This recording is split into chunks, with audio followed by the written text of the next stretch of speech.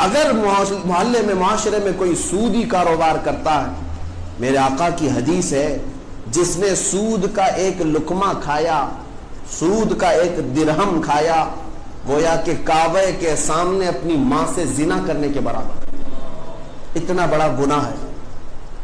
سود کو عام سمجھتے ہیں مسلمان آج، یا ان کا دیکھا دیکھی سمجھتے ہیں کہ راتوں رات امیر بن جائیں گے۔ تمہارے لیے سخت حرام ہے، اور سب سے خطرناک قسم کا حضور اکرم صلی اللہ علیہ وسلم نے اس کو گناہ بتایا، اور اتنی بڑی وعید میں نے سنا بھی نہیں۔ ارے کعبے کے سامنے ماں سے زنا کرنے کے برابر ہے سود کا ایک لقمہ کھانا۔ اور جب اتنا بڑا گناہ اپنے معاشرے میں دیکھ رہے ہیں تو آپ کیا کرتے ہیں؟ اس کے ساتھ روکنے کی کوشش کرنی چاہیے۔ نہیں رکتا، وہ کیوں نہیں رک رہا ہے وہ بھی میں آپ کو بتاؤں۔ سود کے پیسے جمع کرتا ہے، سال میں ایک مرتبہ بڑی دعوت کرتا ہے، آپ کو بھی بلایا ان کو بھی بلایا، اور صاحب سینہ چوڑا کر کے اس کے گھر پر چلے گئے، ہاں حاجی صاحب، اور گل پوشی بھی کیا اور چلے آئے۔ اس سے کیا ہو گیا؟ اسے کبھی احساس نہیں ہوگا کہ وہ گناہ کر رہا تھا۔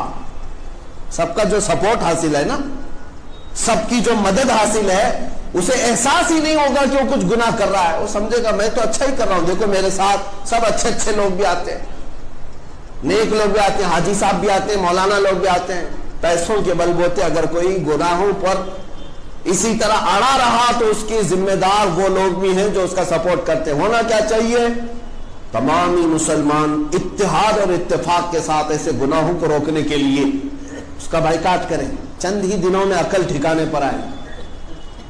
اگر گھر کے کوئی معاملات ہوں، کوئی ایک بندہ تو کھڑے ہو کر کے کہہ دے آپ کے گھر پر کھانا حلال نہیں ہے، سود کا کاروبار چھوڑ دو، انشاءاللہ ہم آپ کے ساتھ حاضر ہوں، آپ کے ساتھ آئیں گے۔ احساس تو پیدا ہونے دو، ہم احساس بھی نہیں کرنے دیتے۔ یہ صرف سود کی ایک مثال میں نے بتایا۔